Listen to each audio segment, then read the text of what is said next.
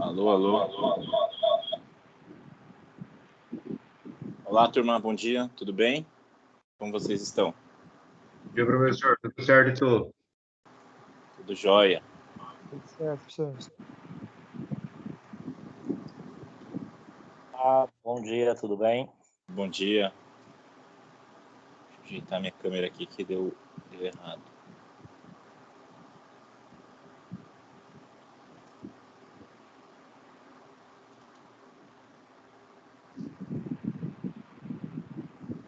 Oi.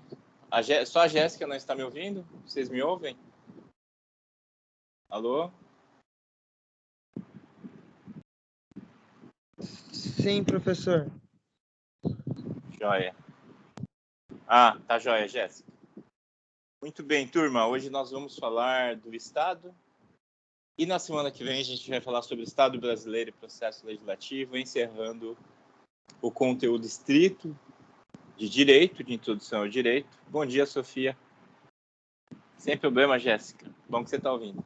Então, dando por encerrado o conteúdo estrito de conhecimentos gerais do direito, e aí a gente entra na parte específica de direito aplicado à hotelaria. Tá? No nosso programa, no nosso cronograma, no nosso conteúdo programático, nós temos aí esses conteúdos que nós já vimos, né? Direito, norma jurídica, fonte do direito, sistemas jurídicos. Semana passada, ramos do direito e Constituição. Hoje, então, nós vamos falar do Estado. E semana que vem eu vou complementar com o Estado brasileiro e processo legislativo, tá? Aí na semana que vem eu vou falar para vocês sobre o que é o Senado, são quantos senadores, o que é a Câmara dos Deputados, são quantos deputados, os três poderes, né? O que faz um governador, o que faz um prefeito, né? Um presidente. Dá uma visão geral sobre a estrutura do Estado brasileiro. Então, hoje é sobre o Estado. Então, a gente vai falar não especificamente do Brasil, tá? Também do Brasil, mas não só. Nós vamos ver diferentes configurações do Estado. O que é o Estado? Como sinônimo de país. E aí, encerrado esse conteúdo, como eu falei, a gente entra nos aspectos jurídicos da hotelaria, o tópico específico, né, do direito aplicado à hotelaria. Recapitulando o que nós vimos semana passada, nós vimos o conceito de Constituição, que é a norma maior de um país, que subordina todas as outras normas. Supremacia constitucional é isso, a Constituição ocupa o topo da pirâmide legislativa de um Estado. O constitucionalismo é um movimento político e ideológico que estabeleceu a ideia de que todo país tem que ter uma Constituição. Tem que ter uma lei maior que estabeleça a estrutura do Estado e preveja os direitos fundamentais. É um movimento que começa a partir da Constituição da França e da Constituição dos Estados Unidos, no final do século XVIII, e se difunde para todos os lugares ao longo do século XIX. O Brasil, inclusive, com a sua primeira Constituição. Nós vimos que o Brasil teve 8 constituições. A Constituição do Império, de 1824, a Constituição da República, de 1891, a Constituição do Governo Provisório, do Getúlio Vargas, de 1974, a Constituição do Estado Novo, que é quando Getúlio Vargas deu um autogolpe, de 1937, a Constituição da Nova República, de 1946, logo depois da deposição de Getúlio Vargas.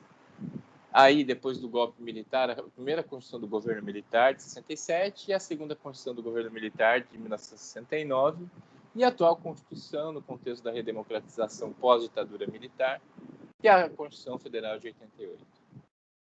Nós vimos a tipologia ou classificações das Constituições, segundo a origem, que pode ser promulgada, outorgada, cesarista, pactuada.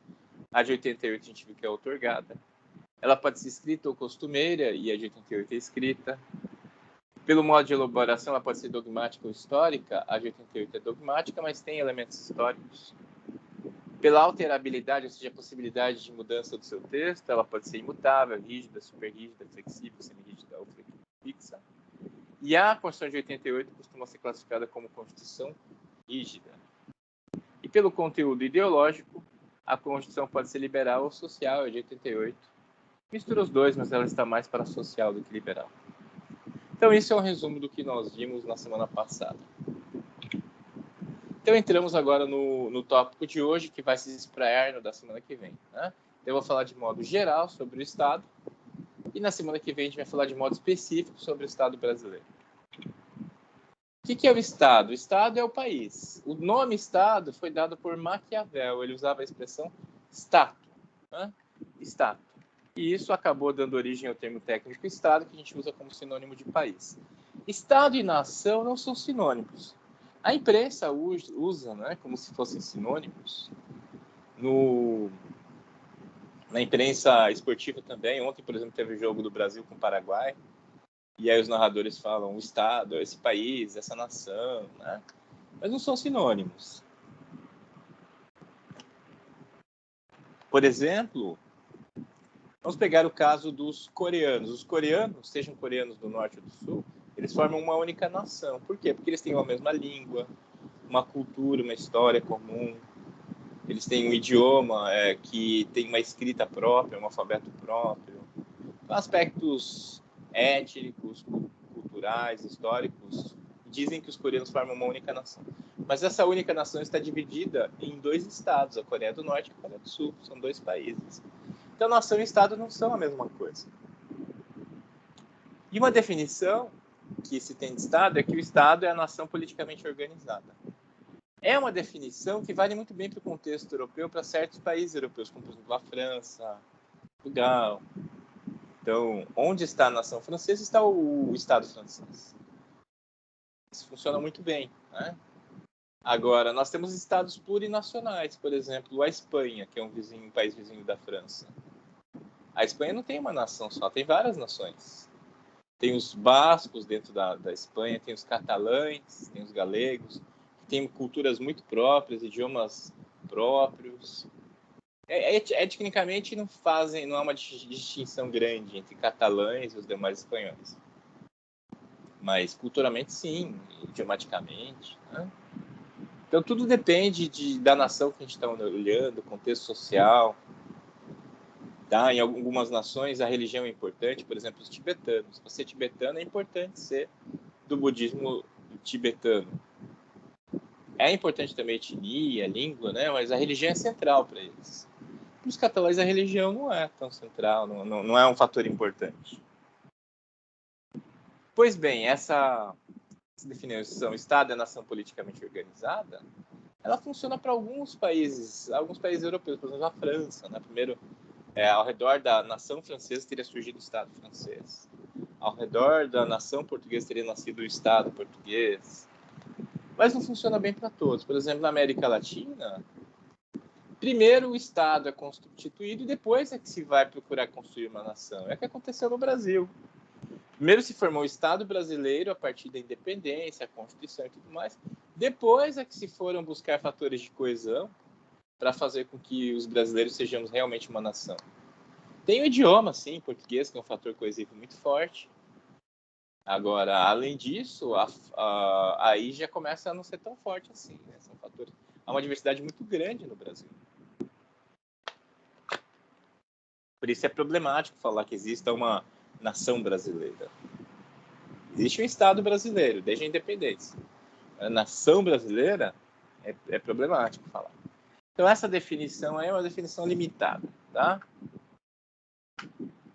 Uma definição que se adequa bem ao nosso entendimento contemporâneo é essa do Dalmo de Abreu Dallari, que diz o seguinte: o Estado é a ordem jurídica soberana que tem por fim o bem comum de um povo situado em determinado território.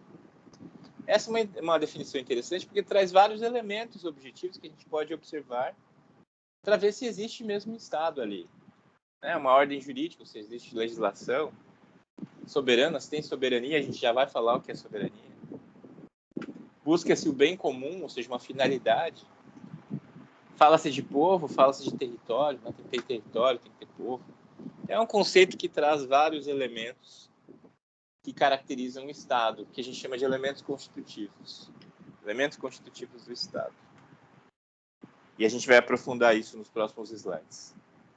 E aqui mais uma definição, a única definição feita por Tratado Internacional de Estado. É a Convenção sobre Direitos e Deveres dos Estados, de Montevidéu, de 1933. Em seu artigo 1º, ele define o seguinte: O Estado, como pessoa de direito internacional, deve reunir os seguintes requisitos: população permanente, território determinado, governo, capacidade de entrar em relação com os demais Estados. Então, o Estado, para ser um Estado, tem que ter esses elementos, segundo esse tratado internacional. Há alguns pontos problemáticos nessa definição, mas não vamos aprofundar nisso. A gente tem outras coisas para aprofundar, né? Mas pontuar aqui, população. População não é a mesma coisa que povo, tá? População e povo são conceitos distintos. Como eu vou mostrar para vocês, povo é o conjunto de pessoas que estão vinculadas ao Estado pela lei. População não necessariamente. Qualquer um que se encontra no território faz parte da população. Aí tem classificações de população, né? Por exemplo, turistas aqui em Foz. Turistas fazem parte da população, a gente pode chamar de população sazonal. Eles vêm, ficam um tempo e vão embora. Paraguaios que vêm trabalhar todo dia no Brasil e voltam à noite para casa, a gente diz que eles fazem parte da população pendular da cidade. Eles fazem uso das vias de trânsito, do sistema de água, de esgoto, da infraestrutura da cidade. Então, eles fazem parte da população. Ah, mas eles não dormem aqui. Sim. Eles vêm para fins de trabalho. Então, a gente chama de população pendular.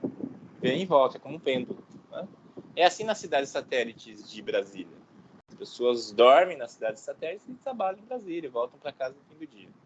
Aqui a gente tem essa dinâmica parecida. Tá? Já o povo é aquele que está permanentemente vinculado ao Estado.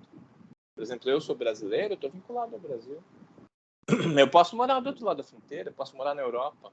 Eu vou continuar sendo brasileiro e vou continuar sendo parte do povo brasileiro por conta disso. Tá? Então, povo e população não é a mesma coisa. Então, essa definição aí tem alguns problemas. Mas eu vou deixar para falar mais disso nos próximos slides.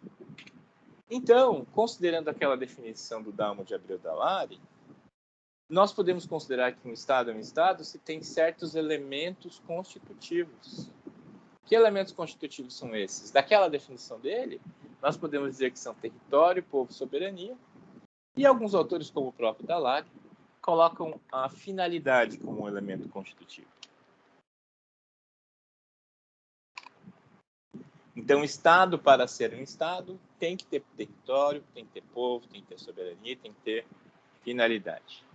Deles todos, o mais perene é o povo. Tá? Se o Estado perde o povo, ele morre. Agora, se o Estado perde o território, ele não morre. É difícil pensar num país sem território, né? Mas eu pus aí, ó, o caso da França na Segunda Guerra Mundial. A França ficou sem seu território durante a Segunda Guerra Mundial. A Alemanha invadiu, anexou metade da França. O governo da França fugiu para Londres. Na metade da França, os alemães colocaram um governo títere, subordinado a eles. Então, a França perdeu seu território, mas a França morreu? Não. O governo foi trasladado para Londres. Daí, em 1944, a partir do dia D, a França retomou o controle do seu território. O governo francês voltou e foi retomando. E o país continua existindo com a mesma Constituição, como se nunca tivesse perdido o controle do território. Então, sim, é possível que um Estado fique sem território durante um tempo. Se isso não se consolidar, né, ele retomar o território, ele continua existindo. Agora, se for um caso como o do Tibete, que aconteceu a mesma coisa, a China invadiu o Tibete em 1949, o governo foi para o exílio, né, primeiro no Nepal, depois na Índia, e não conseguiu retomar o controle do território, até hoje tenta, mas não consegue. A gente pode dizer que o Tibete deixa de existir como Estado, ele morreu. Hoje o Tibete é uma província da China. Tá? Em termos... a gente fala de facto e de jure, né? De direito, na prática, o Tibete é uma província da China, não é mais um Estado. Morreu como Estado. A França não morreu como Estado porque retomou o território depois de 4 anos sem disposição dele. Muito bem, então desses 4 elementos, território, povo, soberania e finalidade, eu vou falar um pouco de cada um, mas eu vou me estender um pouco mais no território, tá? Em que eu vou desdobrar para a questão da fronteira, especialmente porque a gente está aqui situado num contexto fronteiriço, em Então eu vou falar bastante do território e vou dar especial atenção à fronteira. Depois eu falo um pouco de povo, soberania e finalidade. Território. Vamos começar com uma definição de território. Então, território é a dimensão física e geográfica do Estado. O Estado é um conjunto de elementos, né? Ele é tridimensional. O território é um desses elementos. É o elemento físico. O Estado se apropria de uma parcela do globo terrestre e exerce poderes de domínio sobre essa parcela do globo terrestre, né? Que envolve terra, envolve água, envolve ar. O Estado se apropria e fala: aqui me pertence e aqui eu aplico minhas leis. Essa é a perspectiva jurídica do território. Para que serve o território? Então, o território serve para dizer até onde vai a atuação soberana do Estado. O Estado, possuindo território, ele aplica as suas leis, ele é soberano nesse espaço. Isso significa que nenhuma outra jurisdição, nenhuma legislação vai incidir sobre aquele território. Se eu estou aqui no Brasil, se aplica a minha lei brasileira, não se aplica a lei paraguaia, não se aplica a lei dos Estados Unidos, da França, de nenhum outro país. Eu vou obedecer a lei do Brasil. Isso a gente chama de princípio da impenetrabilidade. Dentro do território do Estado não penetra a jurisdição, a legislação de outro Estado. Bom? Sobre seu território, o Estado exerce jurisdição territorial e o território é objeto de direitos do Estado. Jurisdição territorial, ele aplica a sua legislação no território. Se eu firmar um contrato, sei lá, de compra e venda de um objeto aqui no Brasil, eu vou submeter esse contrato à lei brasileira. Se houver alguma discordância entre mim e o vendedor, né, eu estou comprando o objeto, eu vou submeter isso à lei brasileira, à jurisdição brasileira, vou levar para o judiciário do Brasil, o juiz brasileiro analisar. Mesma coisa, se for um contrato que eu fiz na Argentina, né, esse contrato foi submetido à lei argentina. E assim por diante. Aí existem contratos internacionais em que uma parte está no país e outra é outra história, né? Aí já entra um elemento de complexidade. Mas se acontece tudo aqui no Brasil, é a lei brasileira que se aplica, não há dúvida sobre isso. Espaços que integram o território. Aqui eu vou pedir a ajuda de vocês. Que vocês usem o bom senso. O que integra o território do Estado?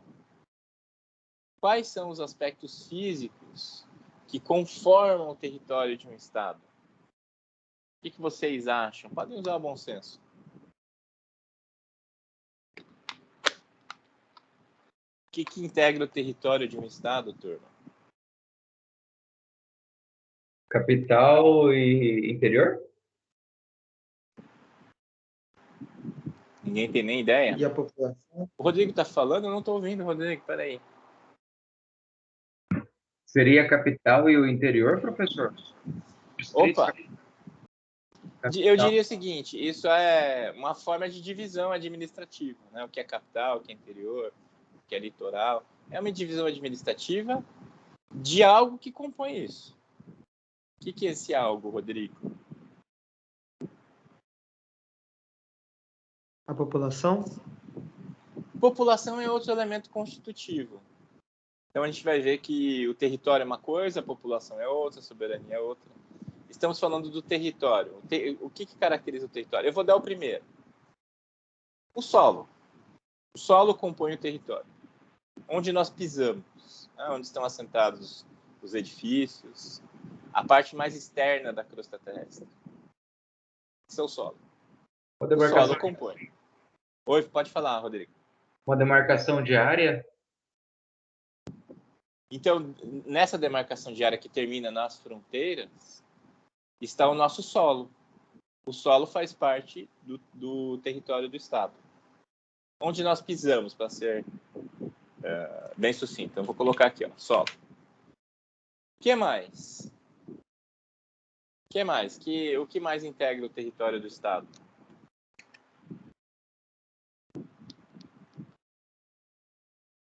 Como que se chama o que está abaixo do solo? Onde tem petróleo, minerais, água, né? Recursos hídricos, aquífero, como o aquífero Guarani daqui.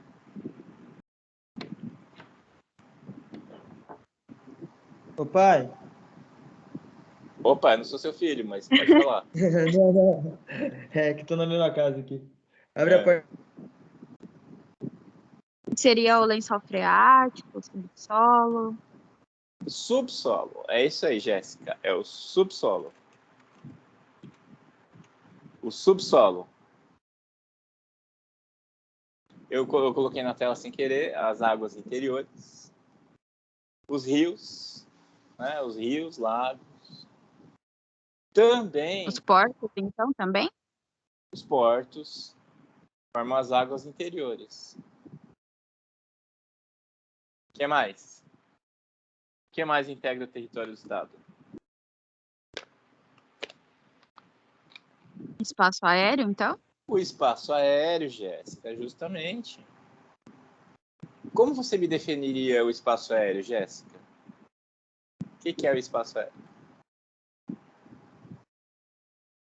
Absurdo. Eu ia falar uma coisa bem esdrúxula que eu ia falar. Fala. Demarcação ali do céu. É o céu, é isso aí, é o céu. Até onde? Até o infinito, será? Até onde vai as fronteiras. É, e até onde vão as fronteiras? Absurdo, céu, não sei. Eu falei o aéreo, o senhor falou do solo, eu falei, se falou solo, então o aéreo deve estar. É isso aí, é o espaço aéreo, você tem toda a razão. Então nós temos o solo, as águas interiores, o domínio marítimo, o mar também faz parte do território do Estado. Tá? O espaço aéreo e o subsolo.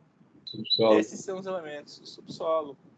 Então, o solo é a parte mais externa da crosta terrestre, né, onde nós estamos, onde estão as nossas casas, tudo. O subsolo é a profundidade, é onde a gente encontra os lençóis freáticos, a gente encontra minérios, petróleo. Né? Até onde no subsolo? Por enquanto, existe uma ficção jurídica. Em princípio, vai até o centro da Terra, né? Mas a gente não tem tecnologia para colocar isso em questão. Então, a tecnologia atualmente existente vai até uma certa profundidade. Eu já vi isso até quanto? Eu não me lembro agora. Mas se consegue cavar até uma certa profundidade. Não dá para cavar mais que isso. Agora, fica a ficção jurídica. Em tese, o subsolo vai até o centro da Terra. O espaço aéreo é a coluna de ar atmosférica adjacente ao solo. Até onde? Nos primórdios, nem se falava disso, né? Não se falava. Os romanos não pensavam, o espaço aéreo nos pertence.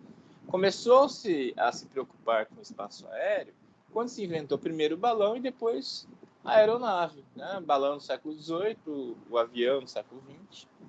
Aí virou uma questão em evidência. Então aí passou-se a falar, o espaço aéreo me pertence. Quer dizer, o Estado está dizendo, tudo que acontece aí no espaço aéreo se submete à minha lei. Se tem um avião passando ali, tudo que acontecer nesse avião vai submeter à minha lei. Digamos que um passageiro mate outro. E um avião estrangeiro está sobrevoando o Brasil. Em princípio, é a lei brasileira que se aplica ali. Tá? Se está dentro do espaço aéreo brasileiro. Então, em princípio, nos primórdios e até o infinito, né? Falando assim, tudo que sobrevoar está sob minha lei. Mas daí inventaram o satélite. E os estados começaram a ver que não tinha como controlar os satélites que sobrevoavam o seu território. Não tem como colocar lá no espaço uma cancela, sabe, para impedir o satélite de passar ou cobrar imposto. Não tem como. Então, por uma questão de realidade, né, de realismo, os estados estabeleceram um limite para o espaço aéreo. Até onde vai o espaço aéreo? Aí cada estado estabelece um limite. Para nós, é 100 km de altitude. Tá? Então, o espaço aéreo é a porção da atmosfera sobreposta ao solo e ao mar territorial do estado até 100 km de altitude. Isso serve para controlar aeronaves e estabelecer a jurisdição. É até 100 km de altitude. Então, alguns países podem ter menos que isso. Tá? Cada país tem uma flutuação aí que diz qual é o seu espaço aéreo. Até onde ele se considera apto a controlar. Porque não adianta jogar lá para cima e não ter aviões que cheguem naquela altitude. Né? Porque é muito alto isso. O domínio marítimo significa que o mar adjacente ao território do Estado faz parte do território do Estado, mas até uma certa distância, tá? Não é ao infinito. Para que isso? Quando que se começou a ter essa preocupação? Foi na Idade Média, com Gênova e Veneza, duas potências marítimas europeias, que começaram a achar importante cobrar impostos dos navios que chegavam perto, né, fazer o controle de navios inimigos que chegavam, né, para fazer pirataria, para fazer saquear, atacar os portos. Então eles passaram a determinar que fariam um controle daquele mar territorial adjacente ao território, para evitar isso e para evitar contrabando também, né, questões comerciais e questões bélicas foram as motivações. E dali se iniciou um costume de que os estados passariam a controlar o mar adjacente ao seu litoral. Até que distância? Lá na Idade Média, se estabeleceu o critério do tiro de canhão, lá nos primórdios, né? Como assim tiro de canhão? A ideia era a seguinte: você posicionar um canhão na praia, na baixa mar, e dar um tiro. Até onde chegava o tiro era o tamanho do mar que pertencia ao Estado. Mas esse é um critério, enfim, rústico, né, precário. Então, ele logo foi substituído pelo critério das 3 milhas náuticas. Dá mais ou menos 5 quilômetros, tá? 3 milhas náuticas, uns 5 quilômetros do litoral, mar adentro. E esse costume se manteve ao longo dos séculos, até que no século XX ele foi contestado. Eu já vou contar melhor essa história do século XX em que mudou. Mas durante a maior parte do período aí que houve o mar territorial, sempre se considerou 3 milhas, 5 quilômetros. Dos anos 70 para cá que mudou, tá? Tem uns 50 anos que isso mudou. Então nós temos isso. E as águas interiores, são os rios, os lagos, né? Os portos, as baías. Então pode ser mar também, pode ser considerado água interior. Por exemplo, a Lagoa dos Patos. O mar que há entre a ilha de Santa Catarina e o continente ali é água interior, a gente não considera juridicamente mar. Tá bom? E afora esses elementos, existem espaços que estão sujeitos à jurisdição do Estado, mas não integram o território. Então, voltando no slide, o que é o território do Estado? Esse território do Estado é composto pelo solo, águas interiores, domínio marítimo, o mar, espaço aéreo e subsolo. Fora disso, nós temos espaços que integram a jurisdição do Estado, estão sob a jurisdição do territorial do Estado, ou seja, sob a lei do país, mas que não integram o território. São esses: as embaixadas, embarcações privadas, aeronaves privadas e aeronaves públicas. Então é o seguinte: embaixadas. Embaixada é uma forma de representação de um país junto a outro. O país mantém uma embaixada em outro para fazer uma representação diplomática, para que os seus interesses e os interesses dos seus cidadãos sejam defendidos no outro país. Uma embaixada. Em Foz, gente, quantas embaixadas nós temos aqui em Foz do Iguaçu? Opa, o Rodrigo está falando 12 km de profundidade, furo mais profundo, em 89. Olha só, não sabia disso, Rodrigo. Interessante. Mas, hein, turma, quantas embaixadas a gente tem em Foz?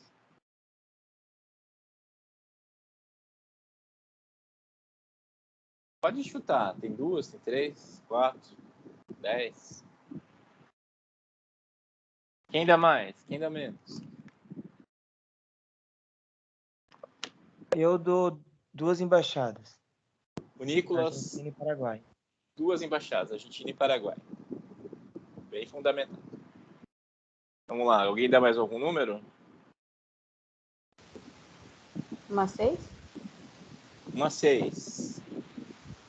A Jéssica dá um outro número. Quem dá mais?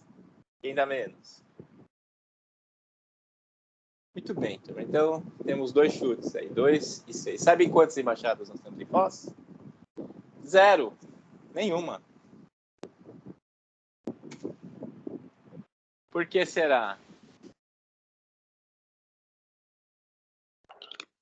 Porque é área de fronteira, não? Porque é área de fronteira? Um pouco mais que isso. Porque é uma cidade, não um estado? Também não. Sabem por quê, turma? Porque embaixada é uma só que um país mantém em outro. É uma só embaixada. E onde vocês acham que ficam as embaixadas que os outros países mantêm no Brasil?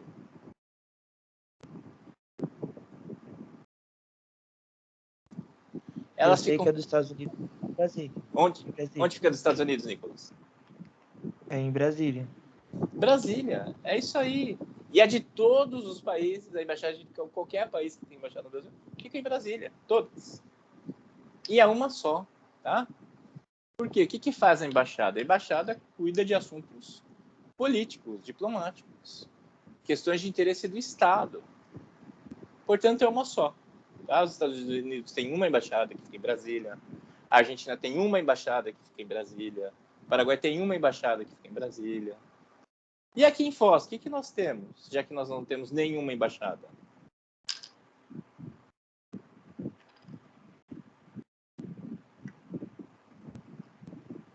O que é aquela representação do Paraguai que fica ali do lado do Ítalo, no centro? Na mesma quadra do Ítalo. O que é aquela representação? É o consulado, então. É o consulado, Claudemir, não é a embaixada, é o consulado. O consulado cuida dos interesses dos cidadãos. A embaixada cuida do interesse do Estado. Por isso a embaixada é uma só. E por isso consulados podem ser vários. Quantos consulados um país pode ter em outros? Quantos ele quiser e quantos outros países aceitar receber. Tá? O Brasil tem 3 consulados no Paraguai.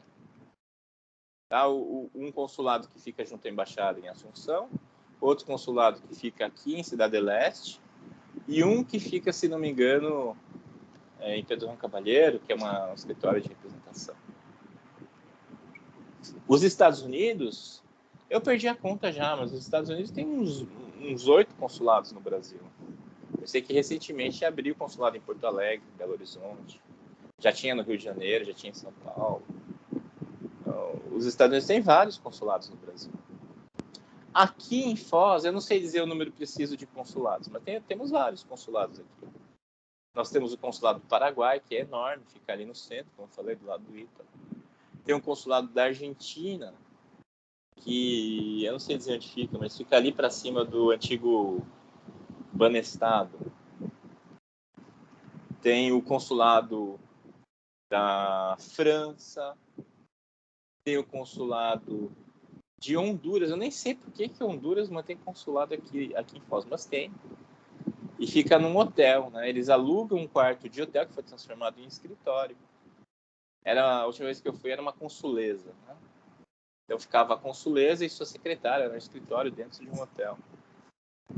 O consulado de Portugal, tem um país da África, acho que é Angola, tem consulado de Angola. Aqui em Foz tem vários consulados, eu só não tenho agora a lista completa. Jéssica levantou a mão, pode falar. Professor, então foi isso mesmo que eu confundi. Então, a diferença do consulado para a embaixada é que o consulado seria tipo uma ramificação da embaixada, uma coisa assim? Ah, tá. Eu esqueci de aprofundar isso. Vou explicar então. O consulado cuida de assuntos de interesse dos cidadãos, Jéssica. Por exemplo, certidão de nascimento, casamento, certidão de óbito, documentos de importação e exportação. Então, por exemplo, um exportador, né, que quer exportar algo do Paraguai para o Brasil. Não, desculpa, ao contrário, deixa eu fazer essa. Do Brasil para o Paraguai. Ele vai lá no consulado, pega a guia para pagar, paga no Banco do Brasil e aí pode ingressar com seu produto no Paraguai, vai apresentar a guia, né, de exportação lá. Aí já tendo pago o imposto necessário.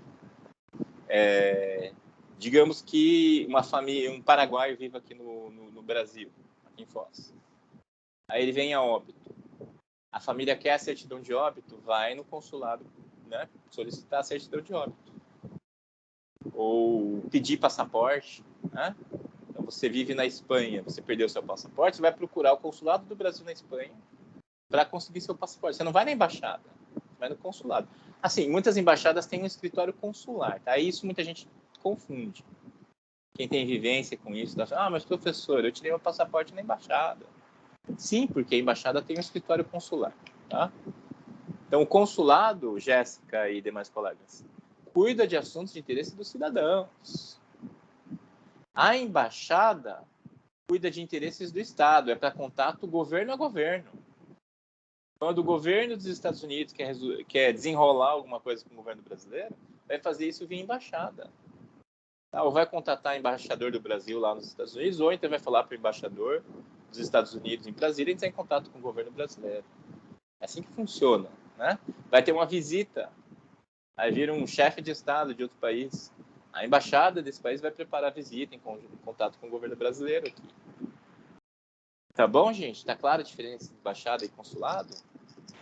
Valeu, prof. Olha. O Luan fala, professor, o consulado de Portugal, se não me engano, aqui em Foz fechou. Fechou, não estava sabendo, olha só. Olha só, Luan, interessante. A Sofia, sim, professor, agora eu entendi. Aqui em São Paulo, o que mais tem são consulados. São Paulo, que é uma cidade importante, obviamente concentra, né, uma grande quantidade de consulados. Mas então o consulado não representa realmente o país? Não representa. O consulado serve para defender os interesses dos cidadãos. Quem defende o país ou defende, não sei se é uma boa palavra, representa o país, é a embaixada. No lugar onde tem embaixada, as leis que valem são do país. Agora você chegou ao ponto que eu queria, Sofia. Deixa eu pegar o gancho da sua pergunta. As embaixadas, eu não estou falando de consulado, tá? Estou falando de embaixada. As embaixadas dos outros países que estão lá em Brasília e as embaixadas que o Brasil mantém em outros países. Aliás, o Brasil é um dos poucos países que mantém embaixadas em todos os outros países. Ou pelo menos era assim há alguns anos, tá? Eu não sei como é que tá nesse governo aí, porque ele tinha anunciado que ia fechar embaixadas. Mas o Brasil até recentemente tinha embaixada em todos os países. O que acontece no espaço da embaixada? Aplica-se a lei do país que é dono da embaixada, e não a lei do país onde se encontra a embaixada. Tá, vamos pegar a embaixada dos Estados Unidos em Brasília. Dentro dessa embaixada é a lei dos Estados Unidos que se aplica e não a lei brasileira. Tá? Tudo que acontece dentro da embaixada dos Estados Unidos em Brasília é como se acontecesse no território dos Estados Unidos. Tudo. Tá? Todas as relações jurídicas, crimes. Então, digamos, aqui no Brasil não é possível casamento poligâmico. Não é possível, o Brasil não admite. A Arábia Saudita admite o casamento poligâmico. Aliás, casamento poligâmico de um homem com várias mulheres, né? Mas não o contrário. Então, digamos que um indivíduo queria se casar com a sua segunda esposa. É um cidadão saudita, ele queria se casar com a sua segunda esposa. Ele mora aqui no Brasil. Ele não pode se casar com uma segunda esposa segundo a lei brasileira. Mas ele pode ir na embaixada da Arábia Saudita, a embaixada do seu país, e lá se casar com sua segunda esposa. Tá? Por quê? Porque ali se aplica a lei do país, e o país pode aplicar a sua lei normalmente. Tá? Isso vale para crimes, vale para nascimentos. É um caso que eu falo nas minhas aulas sobre nacionalidade. Digamos que a embaixada do Brasil em Honduras, né, em Tegucigalpa, entre uma mulher grávida para tomar um copo d'água, ela inadvertidamente entra em trabalho de parto e a criança nasce ali. Essa criança é brasileira, ela nasceu sob a jurisdição brasileira, ela é brasileira. Tá? Porque o Brasil considera que é brasileiro. Todo mundo que nasce sob jurisdição brasileira. Nasceu na Embaixada do Brasil é brasileira essa criança. Então, respondendo à pergunta da Sofia e já trazendo para o que eu queria dizer, a embaixada é um lugar onde se aplica a lei do país, tá? Que é dono da embaixada, e não a lei do país onde está a embaixada. Tá bom? De nada, Sofia. Para o consulado não é assim, tá, gente? Não é assim. A gente tem os consulados aqui em Foz, vamos pegar o consulado do Paraguai. Existe uma proteção, existem tratados, né, que fazem um nível de proteção e tudo mais. Mas a Embaixada do Paraguai aqui em Foz está sob a lei do Brasil, sim. Tá? O que acontece ali acontece no Brasil e se aplica a lei do Brasil. Já a Embaixada do Paraguai em Brasília, não. Está sob a lei do Paraguai. Um exemplo prático, digamos que aconteça algum incidente, um crime, sei lá. A PM, a polícia, seja com ela qual for, só pode entrar na Embaixada do Paraguai a convite do embaixador, né, ou a pedido. Não pode, a polícia não pode entrar, não pode cumprir mandado, não pode fazer busca e apreensão dentro da embaixada, não pode. É proteção diplomática. Já se acontecer alguma coisa no consulado do Paraguai aqui em Foz, a polícia brasileira pode entrar, pode cumprir mandado. Né? Um exemplo bem drástico me ocorreu agora, enquanto falava. É uma situação que aconteceu recentemente, há uns 2 anos. Não sei se vocês acompanharam na imprensa. Era um jornalista da Arábia Saudita que fazia denúncias sobre o governo, né? Um governo que persegue a oposição, um governo autoritário, repressivo. E ele passou a ser perseguido pelo governo. Então, temendo pela própria vida, ele fugiu do país. E aí ele era um jornalista prestigiado, né, que passou a trabalhar para o Washington Post. E ele sempre fazia matérias sobre a Arábia Saudita, e sempre falando do governo, que era autoritário. E esse jornalista queria se casar também com uma cidadã saudita, só que ele precisava dos documentos dele na Arábia Saudita. E ele não podia voltar para o país. Então ele marcou um horário no consulado na Turquia, sei lá porque na Turquia, para ele ir lá pegar os documentos dele para ele poder se casar.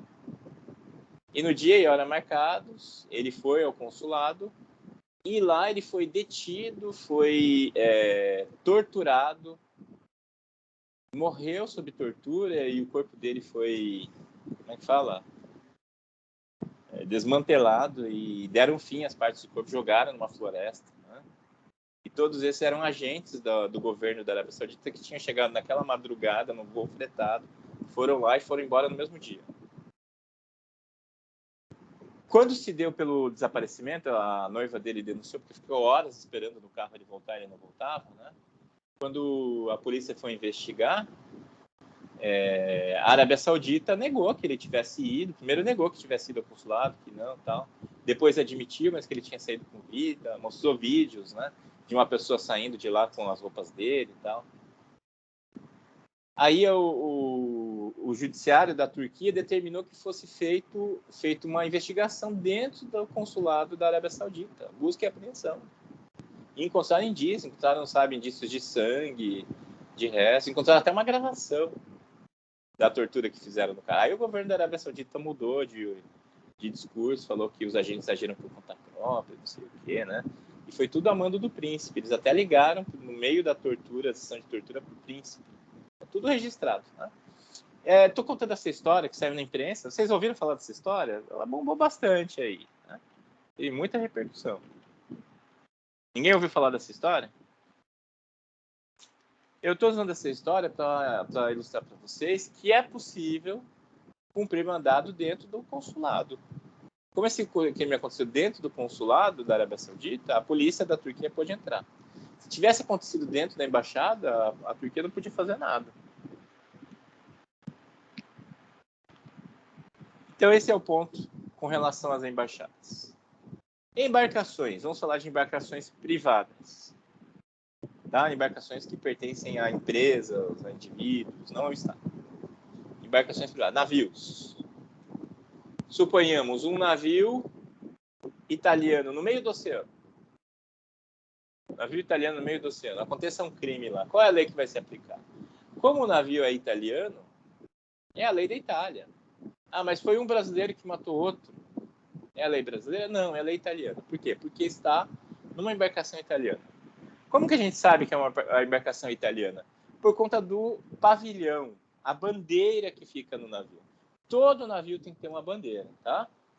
Todo navio tem que ter o pavilhão, tá? Isso está em tratados internacionais. Tem até o tamanho que tem que ter, as dimensões, tem que ficar na popa, na parte de trás. Tudo isso é muito bem definido. E essa bandeira, o pavilhão, determina qual é a lei, né, a lei de cuja jurisdição se aplica naquele espaço. Então, se há um navio de bandeira italiana, é a lei italiana. Aí, se esse navio entra no mar territorial brasileiro, aí já não é mais a lei da Itália, é a lei brasileira. Se esse crime acontecer em um navio que está dentro do mar territorial brasileiro, está aportado, não, é a lei brasileira que se aplica. Um exemplo que acontece, ou que acontecia bastante antes da pandemia, é o de navios de cruzeiro, que vem muitos navios de cruzeiro para o Brasil. Quando esses navios, digamos um navio holandês, né, que tem cassino.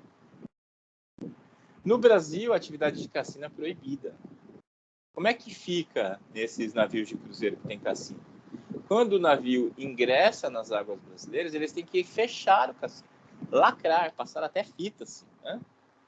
Para, se houver inspeção, mostrar que ninguém está utilizando aquele espaço. Por quê? Porque o cassino no Brasil é proibido. Então, enquanto estiver no Brasil, eles não podem explorar a atividade de cassino. Saiu, entrou em águas internacionais, aí pode voltar a explorar cassino. Um navio de bandeira brasileira não pode, né, ter cassino. Se for um navio de bandeira brasileira, só vai poder explorar cassino quando estiver navegando em águas de outro país que permita. Por isso que navios de cruzeiro nunca são brasileiros. Não existe empresa. E mesmo que empresas que tem aqui, tem empresas com navios de bandeira de outros países, né, por causa disso. Já se for uma embarcação pública, um navio da Marinha Brasileira, ela está sob a lei brasileira em qualquer lugar. Tá? Onde quer que esteja, é a lei brasileira. O mesmo princípio se aplica às aeronaves, só que daí a gente não fala pavilhão, não dá para colocar a bandeira no avião. Coloca-se um código alfanumérico na fuselagem. Já devem ter reparado, né, que toda aeronave tem um código alfanumérico. Esse código indica a procedência da aeronave, a nacionalidade da aeronave. Então, se essa aeronave está no espaço aéreo internacional, tudo que acontecer ali vai se reportar à matrícula da aeronave, a nacionalidade dela. Então, se for um avião matriculado na França, é a lei francesa. Aconteceu o crime, nasceu uma criança, qualquer relação jurídica, né, vai se reportar a lei da França. Entrou no espaço aéreo brasileiro, aí é a lei brasileira. Há alguns anos, um navio da Air France, matriculado na França, saiu do Rio de Janeiro e caiu no meio do oceano, perto do Senegal. Tinha muito brasileiro a bordo. Qual era a lei que incidia sobre essa aeronave, né, e que foi utilizada para questões de resgate da aeronave, dos corpos e tudo mais? A lei francesa, porque era uma aeronave francesa. O Brasil cooperou e tudo mais, né? Mas era a lei brasileira aplicável porque a aeronave tinha matrícula na França. Era a lei francesa aplicável. Tanto é que questões relativas ao acidente, de indenização e tudo mais, foram feitas sob a jurisdição da França. Questões materiais sobre acidente, responsabilidade, é tudo na justiça francesa. Na justiça brasileira, somente questões como indenização. Tá? Mas não podiam se questionar os resultados das investigações feitas pela França, determinadas pela justiça francesa, por causa da matrícula da aeronave. E a aeronave pública, por exemplo, uma aeronave da FAB, Força Aérea Brasileira, sempre vai estar vinculada à lei do seu país, onde quer que se encontre. Então, uma aeronave da FAB, né, que voou do Brasil para Madrid e pousou em Madrid, está sob a lei brasileira. A polícia espanhola não pode entrar, não pode exercer jurisdição. Né? Pode, como aconteceu, inspecionar a tripulação que desça. Desceu ali e encontraram um dos pilotos com cocaína na comitiva presidencial que estava indo para outro lugar e parou lá na Espanha. Aí sim, porque eles foram inspecionados depois que desceram, não estavam dentro da aeronave. Agora, a polícia espanhola não poderia entrar naquela aeronave, porque é uma aeronave pública. Né? Não poderia. Só aconteceu porque o piloto desceu e tinha a cocaína na sua mala. Então, a aeronave pública está sob a lei do seu país, onde quer que se encontre. Então, esses são os espaços que não integram o território, mas estão sob jurisdição territorial. Tá? É errado falar. Um navio no meio do oceano, né? Um navio brasileiro no meio do oceano, é território brasileiro. Não está tecnicamente correto. Não é território brasileiro. A embaixada do Brasil nos Estados Unidos é território brasileiro. Não é tecnicamente correto. A embaixada do Brasil nos Estados Unidos é território estadunidense sob jurisdição brasileira. Tá? Em filme se fala muito isso. Tem aqueles filmes de ação, de espionagem, quando está lá o sujeito fugindo, ele entra na embaixada de outro país e fica lá, sob proteção. Aparece muito isso em filme. E tivemos casos recentes, reais. Julian Assange, um jornalista que trouxe à luz crimes praticados pelo exército dos Estados Unidos na guerra ao terror. E ele foi perseguido pelos Estados Unidos e ele pediu asilo à embaixada.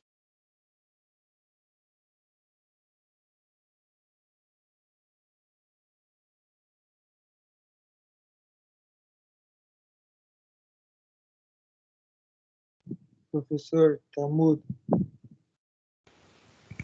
Gente, só pra mim ou o professor deu uma travada? Professor, pra você não. Ah, bom.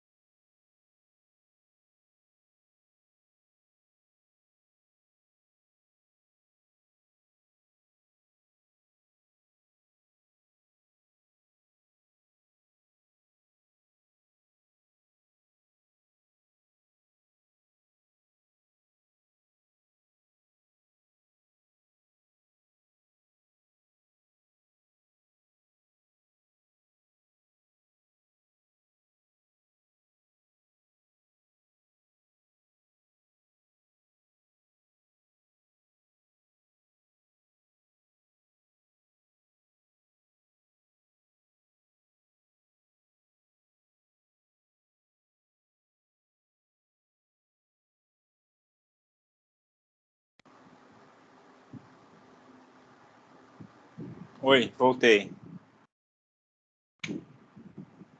Então aqui eu tenho uma cronologia do direito do mar, daquilo que eu falei para vocês, né?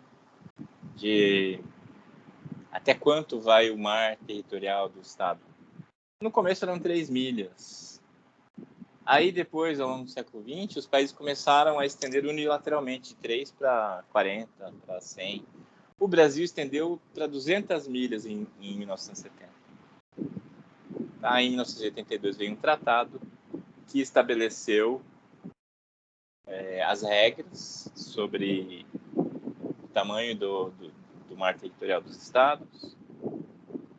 Em 94, o Brasil colocou que o mar faz parte do seu território, né, estabeleceu em lei. Em 96, o Brasil reocupou os arquipélagos de São Pedro e São Paulo, de que eu vou explicar mais para vocês. Vamos ver as consequências jurídicas disso. Pois bem, quando a gente pensa em mapa do Brasil, a gente pensa isso aqui. Esse é o mapa do Brasil, esse é o território brasileiro. Mas eu digo para vocês que desde 94 esse mapa está incompleto do jeito que ele está desenhado. Qualquer mapa que ilustre o território brasileiro tem que incluir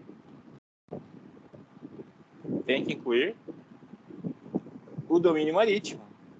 Essas partes que estão em azul claro integram o domínio marítimo do Brasil. A gente chama de zona econômica exclusiva. Né? Tudo isso aí integra o domínio do Brasil. Senhor, Pois não. por que daquelas escolas ali tem aquelas salinhas? Tem ilha ali, tem? Isso daqui que você está falando, não sei se você consegue ver meu... Isso. E lá em cima. É exatamente isso, Rodrigo. Tem ilhas ali. E por conta das ilhas é que esse domínio marítimo nos pertence. É o que eu vou falar agora. Então, desde 96, que está em azul claro, faz parte do território brasileiro. Tá? O que está em azul escuro é pretensão do Brasil. O Brasil pretende expandir para esse espaço, mas ainda não pertence. Provavelmente vai pertencer ao Brasil. Porque não é uma decisão unilateral do Brasil. É uma questão de política internacional. Agora, em azul claro, nos pertence, faz parte do território brasileiro. E como o Rodrigo nos chamou a atenção, peço que vocês prestem atenção a esses círculos, essas bolas. Eu já vou explicar para vocês por que elas nos pertencem.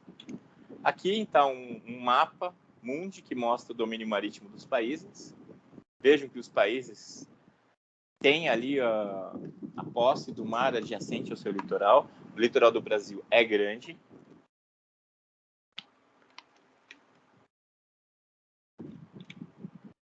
Aqui um desenho que mostra o alcance do mar territorial. Eu não vou detalhar o significado de tudo isso. Tá? Zona contígua, mar territorial, zona econômica exclusiva.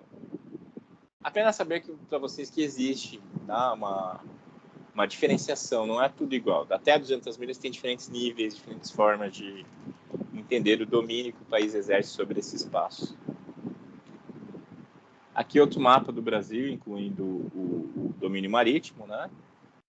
Aquelas partes em cinza e vermelho são partes que o Brasil reivindica, que podem vir a ser pertencentes ao Brasil. Então, deixa eu explicar para vocês agora essa questão dos círculos. Por que aquelas bolas ali no meio do oceano nos pertencem? São arquipélagos. A Convenção das Nações Unidas sobre o Direito do Mar, no seu artigo 121.3, estabelece o seguinte: os rochedos que, por si próprios, não se prestam à habitação humana ou à vida econômica, não devem ter zona econômica exclusiva nem plataforma continental. Então, é o critério da habitabilidade do território arquipelágico. Então, a partir do momento que a ilha é habitável, todo o mar ao redor dela passa a pertencer ao país. Se for uma ilha não habitável, não tem direito ao mar ao redor dessa ilha, tá? Ao redor desse arquipélago. Então, só as ilhas ocupadas é que permitem que o território pertence, tá? O domínio marítimo ao redor, adjacente, né? Passa o compasso em volta, 200 milhas, pertence ao país. Pois bem, deixa eu voltar naquele mapa. Aqui nós temos rochas, é rocha mesmo, tá? Não, perdão. Aqui no norte, bem mais em cima, a gente tem rochas que a gente chamava de Penedo de São Pedro e São Paulo, que nunca foram habitáveis, tá? Não foram habitáveis, não tem água, não tem como plantar. O nível do mar o nível do território acima do nível do mar é bem baixo. Então é rocha mesmo. São Pedro e São Paulo. Aqui embaixo é Trindade e Martim Vaz. Aqui é uma ilha um pouco maior, mas ainda pequena. E não se presta habitação humana. Então eram rochedos, né, que eram, desde há muito tempo, desocupados. O Brasil tentou ocupar durante o Império, né, durante a República, mas sempre abandonou. Então havia décadas os dois estavam desabitados. Aí veio essa disposição da Convenção e falou que, se o território for habitado, todo o mar ao redor pertence ao país. Muito bem, o que o governo brasileiro fez? Colocou pessoas nesses arquipélagos. Pessoal da Marinha. Tá? Então, o pessoal da Marinha, pesquisadores, né, como é que fala? Pessoal da Marinha mesmo, militares que ficam ali, fazem rodízio quinzenal e mensal, não me lembro agora exatamente. Para quê? Para dizer que é habitável e todo esse mar ao redor nos pertencer. Então, esses círculos que o Rodrigo me perguntou só nos pertencem porque agora são territórios habitados. Deixa eu mostrar mais detalhes desses territórios para vocês. E aqui é Fernando de Noronha, tá, gente? Ali tem vilas, né? Habitado há muito tempo, é grande, tá? São Pedro, São Paulo e Trindade, Martim e Vaz são pequenininhos. Então aqui, ó, arquipélago de São Pedro, São Paulo. É isso aí, gente. Olha ali, ó, dá para ver uma casinha, um farol. E é isso o território. Não tem fonte de água, não dá para plantar, não dá para nada. Então ali no mapa em cima mostra onde fica São Pedro, São Paulo. Olha o outro ângulo aqui, ó. São Pedro, São Paulo. Eu tenho um documentário que fala a ilha brasileira mais próxima da África que vai desaparecer. Isso numa tempestade deve ser maravilhoso, né? Imagina só. Imagina que beleza. Então, o arquipélago de São Pedro e São Paulo é um lugar inóspito, sem água potável, são 5 ilhas e diversos rochedos. Tem esse nome porque em 1511 a caravela São Pedro encalhou no rochedo e sua tripulação foi salva pela caravela São Paulo. Então, por isso se chama São Pedro e São Paulo. Então, uma encalhou e outra salvou a tripulação. Darwin desembarcou lá em 1832. Desde 96, o Brasil mantém ocupação permanente, quando foi reconstruído o farol, e lá está a Estação Científica do Arquipélago de São Pedro e São Paulo, aquela casinha. Atualmente integra o estado de Pernambuco, era chamado de Penedo e Rochedo. Hoje a denominação oficial é Arquipélago de São Pedro e São Paulo. Então a gente não chama mais de Penedo nem de Rochedo, agora é Arquipélago. Para quê? Para atender os requisitos do tratado, né? Com o suporte da Marinha, por meio do projeto Arquipélago, equipes de 4 cientistas e pesquisadores se revezam a cada 15 dias. Então, um revezamento quinzenal aí. Então, são 4 pessoas por vez para ficar lá. Vocês viram que é pequeno, né?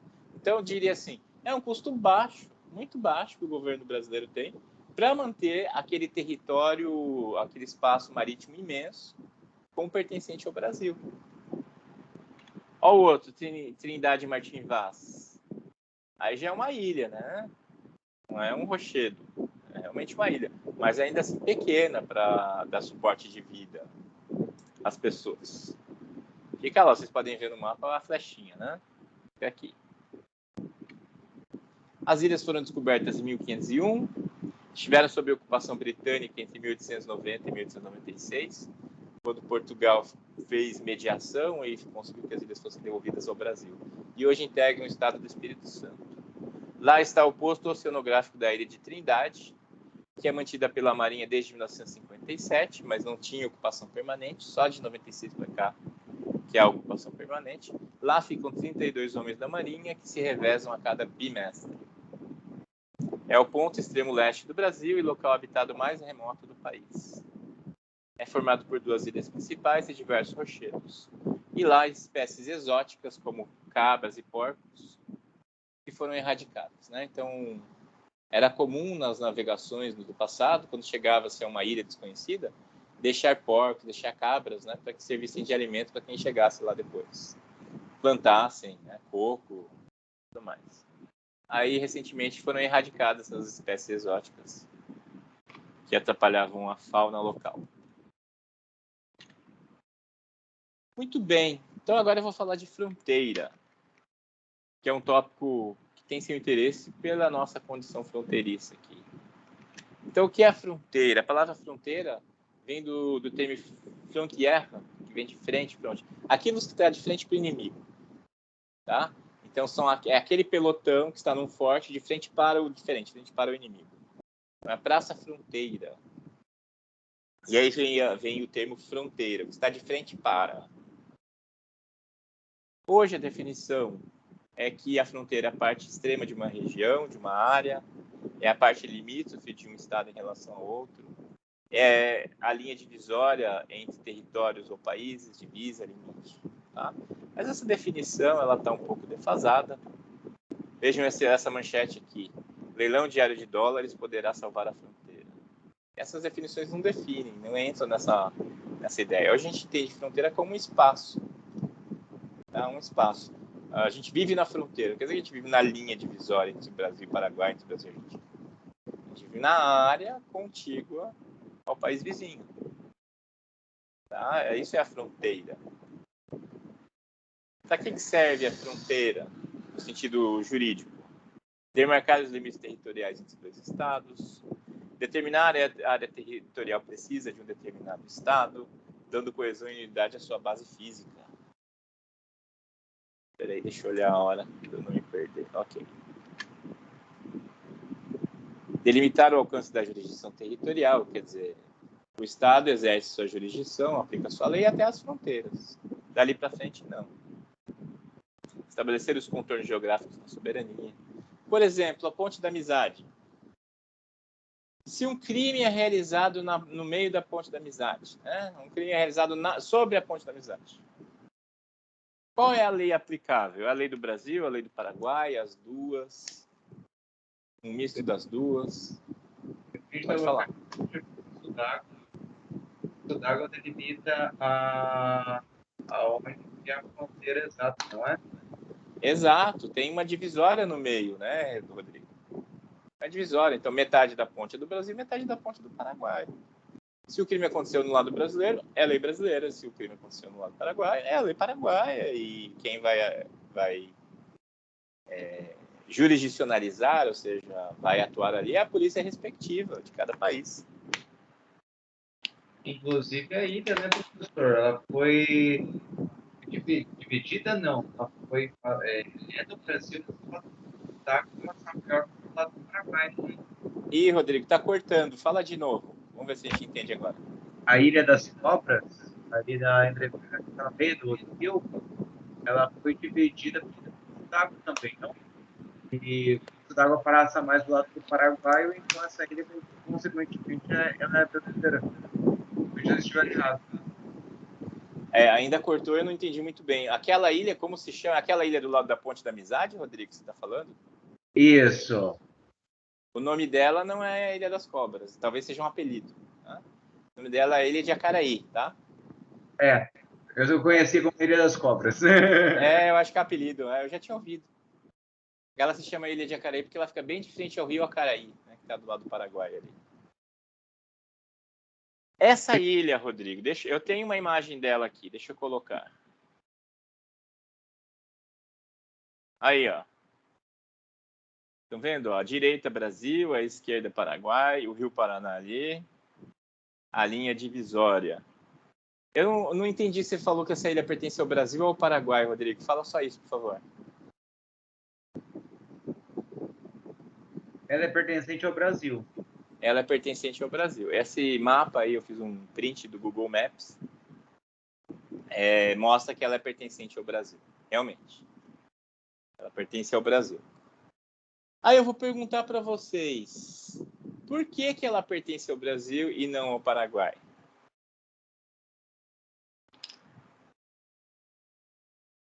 Prof, qual foi a pergunta? Por que essa ilha, por que você acha que essa ilha pertence ao Brasil e não pertence ao Paraguai?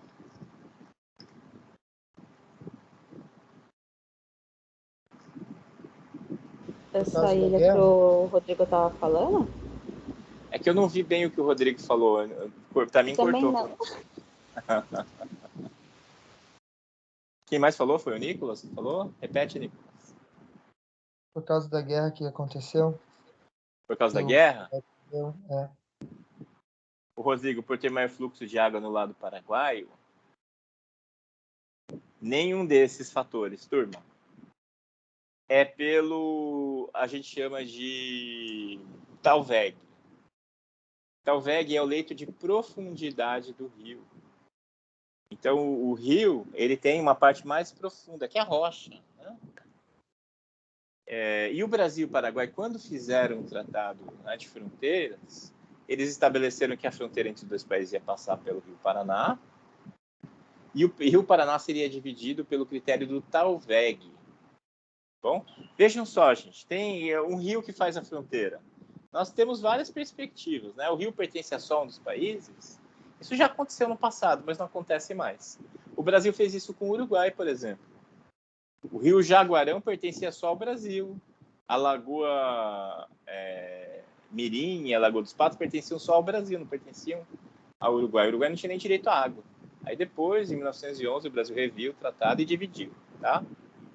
Então, esse critério de que o rio que faz a divisória pertence a um dos lados, isso não se aplica mais, isso é coisa antiga. Tá? Tem uma outra perspectiva que dizer que o rio não pertence a ninguém. O território termina só onde tem terra. Dali para frente, o rio não pertence a ninguém. Também não se aplica mais. Hoje, a ideia é que o rio é dividido. Tá? Sempre que o rio faz fronteira entre dois países, o rio é dividido. Um lado é para um país, outro lado é para o outro. Quais os critérios para dividir o rio? A gente tem o critério da equidistância, quer dizer, o ponto médio entre as margens.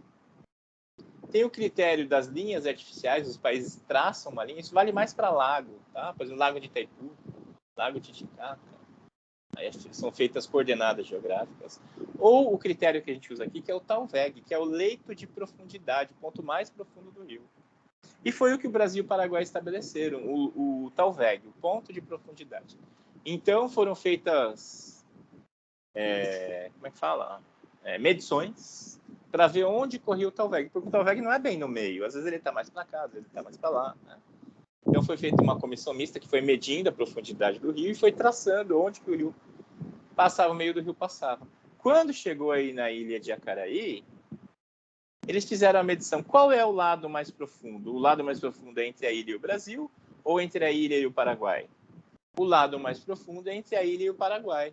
Então a fronteira passa ali nessa linha entre a ilha e o Paraguai. Logo a ilha fica do lado brasileiro. Tá bom? Foi esse o critério. Quando se fez o tratado, não se especificou a quem seria essa ilha. Só daí na hora de fazer a demarcação, ou seja, colocar na prática os termos abstratos do tratado, que eles observaram que essa ilha pertencia ao Brasil. Tá? Mas é uma ilha sem importância econômica, ninguém mora lá, nada se produz, né? Não tem minério. É mais uma curiosidade. E aqui, ó, fronteira entre o Brasil e a Argentina, no Rio Iguaçu, pelas cataratas. O Brasil e a Argentina fizeram o mesmo critério, também o Talveg, também o leito de profundidade. E aí, ó, também é um print do Google Maps, essa linha mostra onde passa o Talveg. E aquela ilha ali, essa ilha aqui, ó, chama Ilha Isla de... Como que é o nome? Esqueci o nome. Essa ilha pertence à Argentina. Por quê? Porque ela ficou pro lado argentino. A profundidade passa aqui e essa ilha ficou pro lado argentino. E essas ilhas aqui, ó, elas estão todas em desníveis, né? Vocês que conhecem as cataratas sabem que a definição de ilha é a porção de terra rodeada de águas por todos os lados. Só que são ilhas em desnível de água. Mas são ilhas. E essas ilhas, então, pertencem à Argentina por causa disso. Rodrigo pergunta, esse território da ilha é federal, professor, ou é particular? Ele é federal, ele pertence à Marinha Brasileira. É federal. Mas nada obsta que possa ser feita uma licitação. Não, a ilha é a ilha do Brasil, tá, Rodrigo? Mas nada impede que possa ser feita uma licitação e essa ilha possa ser alienada, né, para um particular e tal. Só não vejo interesse econômico nisso acontecer.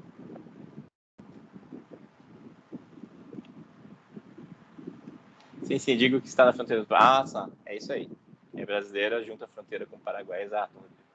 Então, hoje ela não pertence a nenhum particular, né? Ela pertence à Marinha. Mas nada impede que possa ser feita uma licitação no futuro.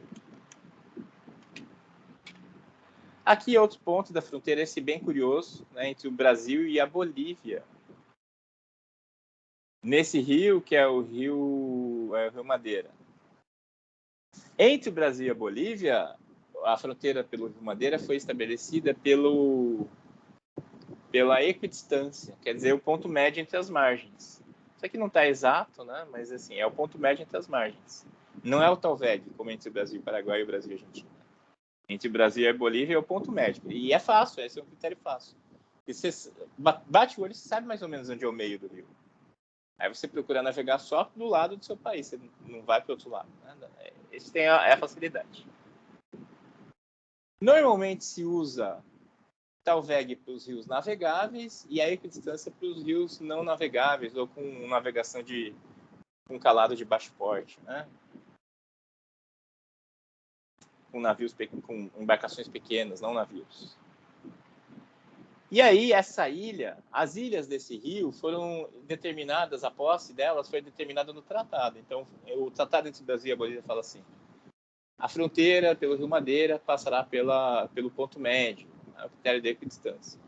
As ilhas A, B e C pertencem ao Brasil, as ilhas X, Y, Z e tal pertencem à Bolívia. Tá bom. Essa ilha, a ilha de Guajará-Mirim, que fica perto de uma cidade importante, a cidade de Guajará-Mirim, de frente para Guajará-Mirim, vejam que eles não são muito criativos nos nomes. Essa ilha de Guajará-Mirim foi esquecida, né, não consta no tratado.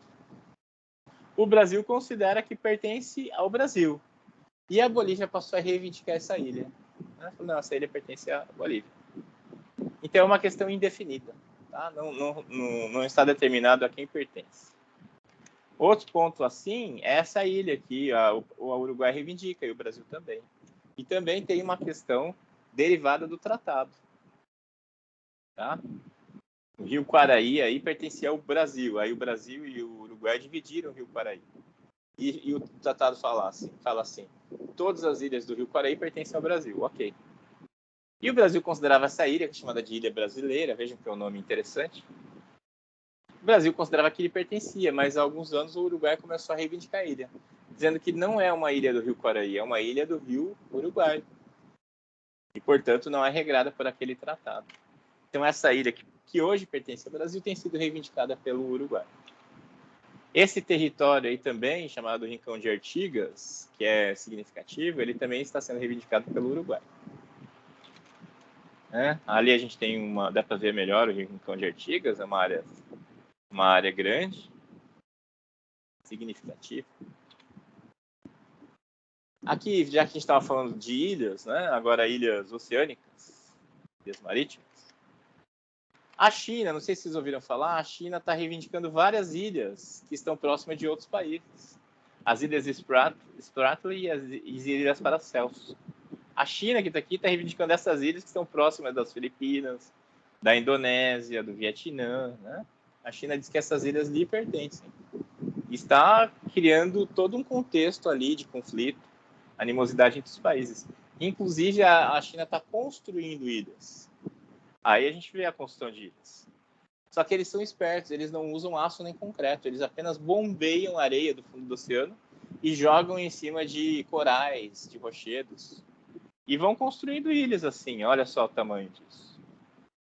Por que eles não usam concreto nem aço? Porque o tratado lá fala que se forem ilhas artificiais, o país não tem direito ao domínio marítimo, só se forem ilhas naturais. Então, o que a China faz? Ela bombeia areia e joga, né?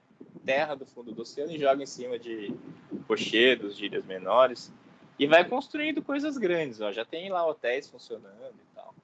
Tudo para garantir a posse. E os outros países reclamam, mas a China não está nem aí. Ela reivindica o território, fala que é seu e faz o que quer. Os outros que lutem. Muito bem. Então, como eu falei, eu ia discorrer mais sobre o território. Eu acho que concluímos aqui o aspecto do território, que tem alguns memes sobre essa questão da China. Vou deixar para vocês verem depois nos slides. Então, vamos terminar de falar do Estado, vendo os outros elementos constitutivos. Então, o Estado, para ser Estado, tem que ter território, povo, soberania e finalidade. Falei de território. Povo. O que é o povo? É o conjunto dos nacionais do Estado. Todas as pessoas que estão vinculadas à jurisdição pessoal do Estado, ou seja, os nacionais. Eu tenho nacionalidade brasileira, eu faço parte do povo brasileiro.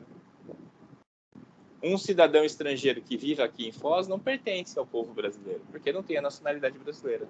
Não está vinculado ao Estado. E eu, como brasileiro, se viajo para outros países, eu vou morar em outro país, enquanto eu for brasileiro, enquanto eu não perder a nacionalidade brasileira, que pode acontecer, né, de trocar a nacionalidade, eu vou estar vinculado à lei brasileira. Certos atos que eu praticar lá fora, eu vou responder à lei brasileira. Alguns crimes, eu tenho que prestar declaração de imposto de renda, eu tenho que renovar passaporte, né? Então, mesmo que eu migre para outro país e não queira manter mais vínculos com o Brasil, enquanto eu mantiver a nacionalidade, estou vinculado, sim, juridicamente ao Estado brasileiro. Então, o povo é o conjunto de todos os indivíduos que possuem a nacionalidade do país, do Estado. É considerado o componente humano do Estado. Se o território é o componente geográfico, O povo é o componente humano do Estado. E o mais perene, né? Eu já expliquei a diferença entre povo e população para vocês. A nacionalidade é um vínculo que se estabelece entre o nacional e o Estado. Então, eu tenho a nacionalidade brasileira, significa que eu me reporto à lei brasileira. Tenho que prestar serviço militar, eu tenho que fazer declaração de imposto de renda, tenho que pagar impostos no Brasil, eu tenho que obedecer à lei brasileira mesmo fora do país. Quem não tem uma nacionalidade é chamado de apátrida. É a condição da apatridia. Uma apátrida é alguém que não tem nenhuma nacionalidade. E tem várias situações em que isso acontece. O Rodrigo lembra, né, que se você não cumprir certos atos, você pode ter o CPF cancelado. É isso aí. Polipatria é a situação do indivíduo que tem várias nacionalidades. Tá? Polipatria é a situação do indivíduo que tem várias nacionalidades. Veja que o nome engana um pouco, tá, gente? Apatridia parece que é alguém que não tem uma pátria, mas não é pátria. Pátria é um conceito cívico. Apatridia é a situação de alguém que não tem uma nacionalidade, tá? Esse vínculo. O ostracismo que eu pus aí era uma punição antiga que consistia em retirar a nacionalidade da pessoa como punição para certos atos. A apatridia hoje, o ostracismo hoje é proibido, tá? Não pode ser usado como punição. Não pode tirar a nacionalidade de alguém como punição. Não, isso já foi feito muito no passado, desde a antiguidade. E a Declaração Universal dos Direitos Humanos de 1948 estabelece em seu artigo 15: todo homem tem direito a uma nacionalidade. Ninguém será arbitrariamente privado de sua nacionalidade nem do direito de mudar de nacionalidade. É por isso que é proibido o ostracismo. Ninguém pode ter retirado a sua nacionalidade como forma de punição. A pessoa tem o direito de mudar de nacionalidade, tá? Tem o direito à nacionalidade e o direito de mudar de nacionalidade. Então, um brasileiro que queira migrar para os Estados Unidos, tirar o green card, virar estadunidense, ele pode. Mas daí ele vai deixar de ser brasileiro. Isso acontece muito no futebol. Jogadores de futebol que vão jogar por outros países. Em regra, eles abrem mão da nacionalidade brasileira. Foi o caso, por exemplo, alguns devem se lembrar, do Deco. Deco era jogador do Flamengo, eu acho, né? Daí ele foi para Portugal jogar no Porto. Aí convidaram ele para jogar pela seleção portuguesa de futebol, mas como ele não tinha nacionalidade portuguesa, ele teve que se naturalizar. É a regra da FIFA. Aí ele, ao se naturalizar português, ele deixou de ser brasileiro. Então, o Deco deixou de ser brasileiro. Aí no fim da carreira ele jogou muito bem para Portugal. Aí no fim da carreira ele voltou para o Brasil, jogou pelo Fluminense um tempo, se aposentou, mas ele não deixou de ser português. Ele poderia cancelar e voltar a ser brasileiro, mas ele não quis. Então hoje o Deco é português. Por mais que tenha nascido no Brasil, toda a família é brasileira e tudo mais, ele é juridicamente português. Isso acontece com muitos esportistas, né? Sobretudo do futebol, mas não só. A soberania é a ideia de que o Estado é a autoridade máxima dentro do seu território. A ideia de soberania começa a surgir na Idade Média, quando entre os feudos, entre os núcleos políticos descentralizados da época, começou a haver conflito de jurisdição. Não sabia a quem se aplicava a lei de qual lugar, né, para um determinado espaço. Então começou a surgir a ideia aí de soberania. E ela se aperfeiçoa, ela se aprimora em 1648 com a Paz de Westfália, que pôs fim à Guerra dos 30 Anos.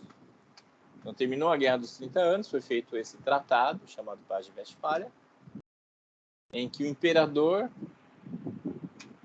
da Áustria reconheceu a soberania dos estados germânicos. Ou seja, cada um independente e o imperador não poderia anexá-los como ele queria. Aí surge o conceito de soberania.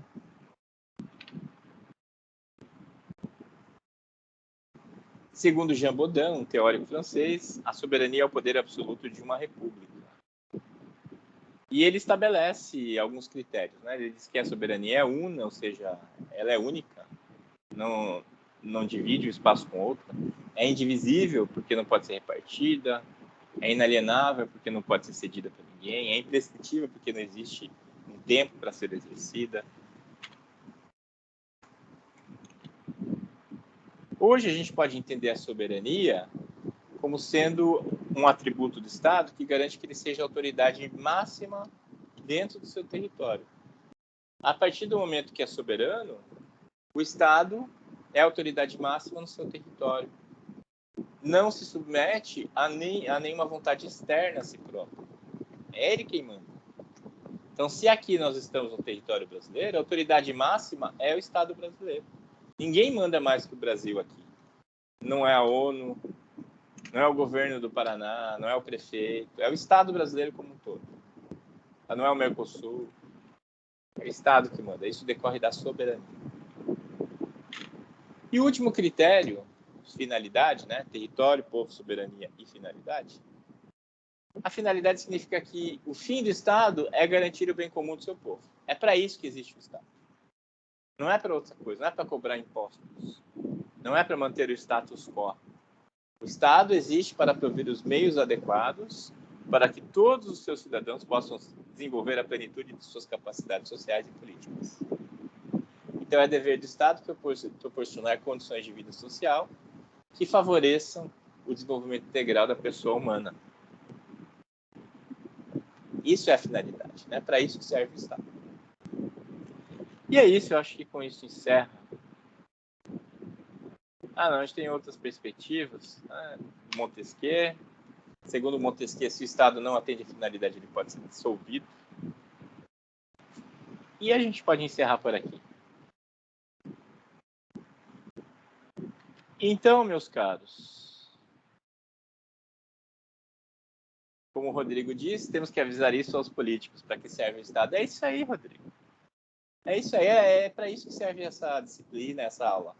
Para que vocês se atentem a isso e passem a cobrar dos políticos, dos agentes públicos, a ter em vista em sua atuação como cidadão, como profissional, como membro de uma família, que é para isso que serve o Estado. O Estado serve para proporcionar o bem comum ao seu povo. O Estado não pode perseguir uma parte da população, sabe? O Estado não pode se omitir a adotar certas políticas públicas. É para isso que o Estado existe. E vocês agora que sabem isso, podem exigir isso.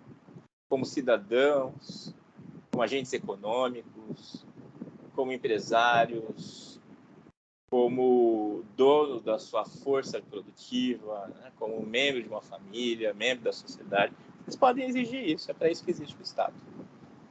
Tá bom?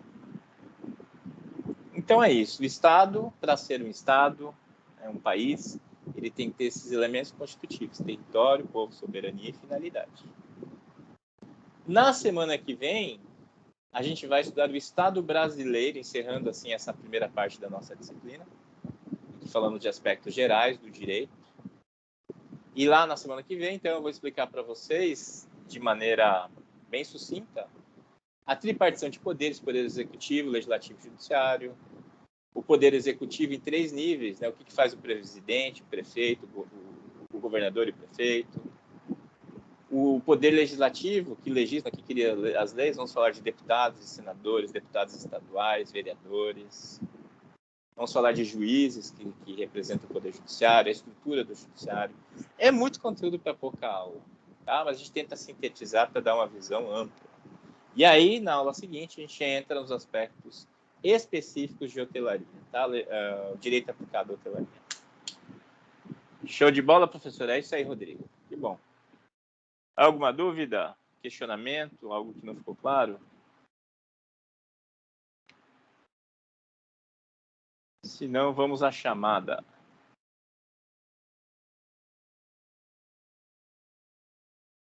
Joia, pessoal.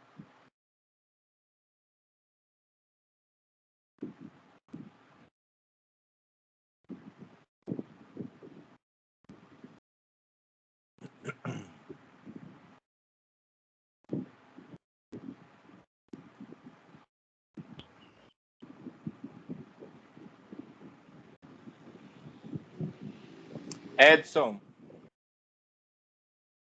Claudemir. Vladimir. Prof. Gabriel. Jéssica. Aqui, prof. Juliana. Laila. Luan. Presente. Maria.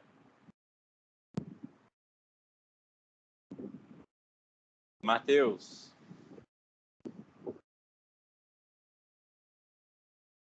Micael. Presente, professor. Nicolas. Presente. Rodrigo. Professor aqui. Joia. Sofia. Presente. Thaís.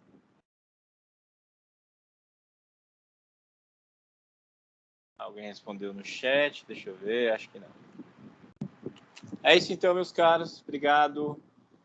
Boa semana para vocês. Até a semana que vem. Tchau, tchau. Valeu, professor. Até Tudo de mais, bom. prof. Até mais. Tchau.